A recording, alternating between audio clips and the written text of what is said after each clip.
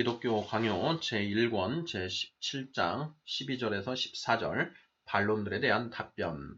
12절 하나님의 후회하심. 신자들이 온전한 교훈과 위로를 얻을 수 있도록 하나님의 섭리에 대해서는 이제 충분히 다루었다고 여겨진다. 헛된 사람들의 호기심을 만족시키려면 아무리 설명해도 충분하지 못할 것이지만 우리로서는 그런 호기심을 만족시키고자 해서는 안 될 것이다.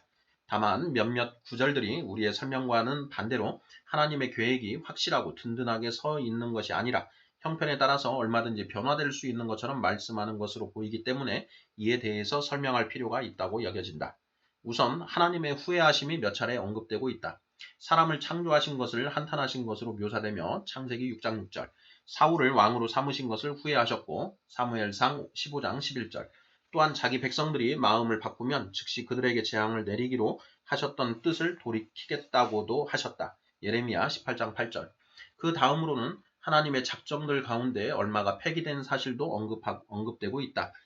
하나님께서는 요나를 통해서 니느웨 사람들에게 40일이 지나면 니느웨가 무너질 것임을 알리셨으나 즉시 그들이 회개하자 재앙을 내리지 않으셨다. 요나서 3장 4절 10절. 하나님은 이사야를 통해서 히스기야의 죽음을 선포하셨으나 히스기야가 생명을 연장해 주시기를 눈물로 간구하자 생명을 연장시켜 주셨다. 이사야 38장 1절. 그리하여 많은 사람들은 하나님께서 인간사를 영원한 작정으로 미리 정해놓으신 것이 아니라 각 사람의 공과에 따라서 또한 그가 보시기에 공평하고 정의로우신 대로 이런저런 일을 매년마다 매일같이 매 시간마다 작정하신다고 주장하는 것이다.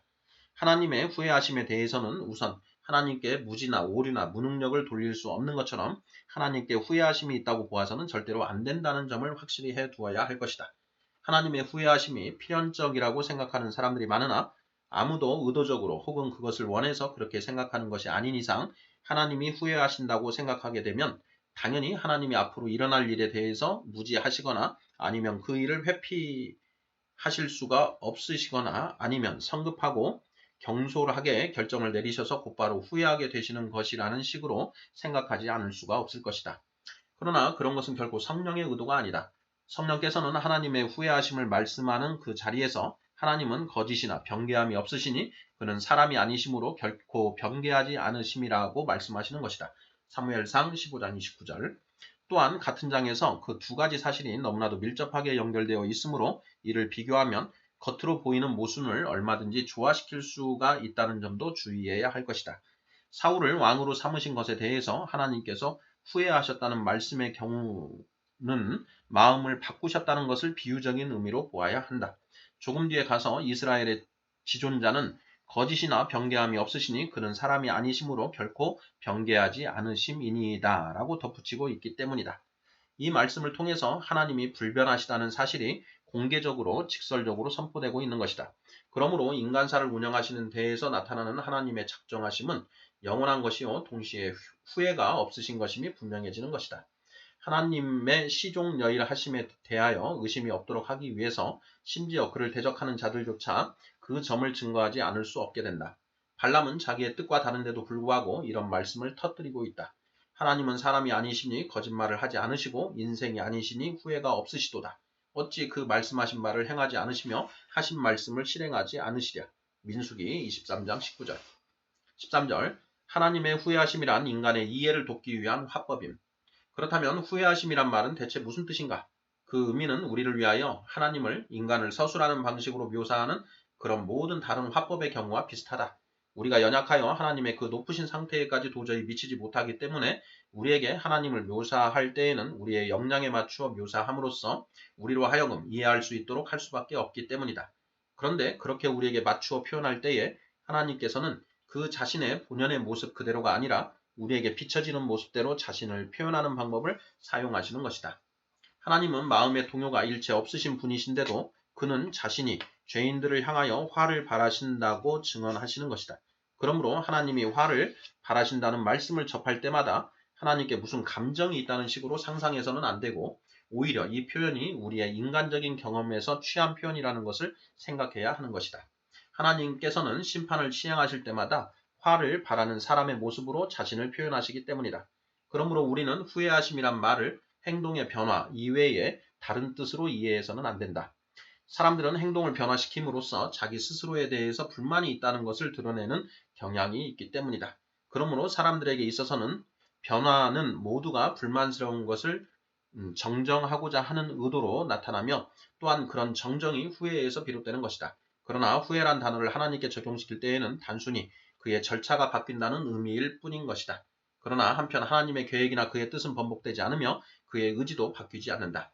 아무리 사람의 눈에 갑자기 변화가 생긴 것처럼 보일지라도 하나님께서는 영원 전부터 미리 보시고 승인하시고 작정하셨던 바를 전혀 변함없이 일관성 있게 이루어 나가시는 것이다.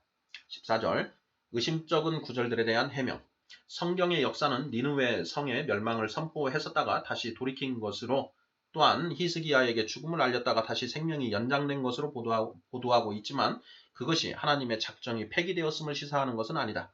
하나님의 작정이 폐기되었다고 생각하는 사람들은 멸망과 죽음을 선포한 사실 때문에 그렇게 잘못 이해하고 있는 것이며 물론 멸망과 죽음을 선포하고 있지만 그 나타난 결과에 비추어 볼 때에 거기에 무언의 조건이 있었던 것으로 이해해야 옳은 것이다. 여호와께서 무엇 때문에 요나를 니느웨로 보내셔서 그 성의 멸망을 예언하게 하셨는가? 그는 어째서 이사야를 통해서 히스기야에게 죽음을 알려주셨는가?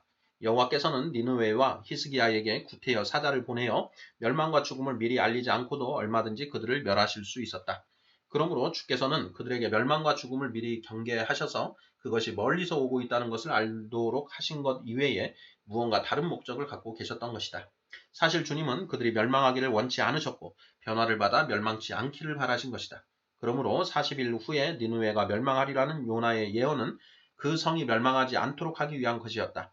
히스기야의 경우에도 오래 살 것에 대한 소망이 끊어지게 한 것은 그로 하여금 더 오래 사는 일이 실현되도록 하기 위함이었던 것이다. 그렇다면 여호와께서 그러한 위협을 통해서 사람들에게 공포를 주셔서 회개하도록 각성시키시며 그리하여 그들이 자기들의 죄로 인하여 받아 마땅한 심판을 피할 수 있게 하시기를 기뻐하신 것이라는 것을 깨닫지 못할 사람이 어디 있겠는가? 이것이 과연 사실이라면 일어난 정황으로 보아서 그런 위협이 단순한 고지가 아니라 거기에 무언의 조건이 포함된 것이었음을 알 수 있는 것이다. 이러한 사실은 비슷한 다른 신뢰들을 통해서도 확증된다.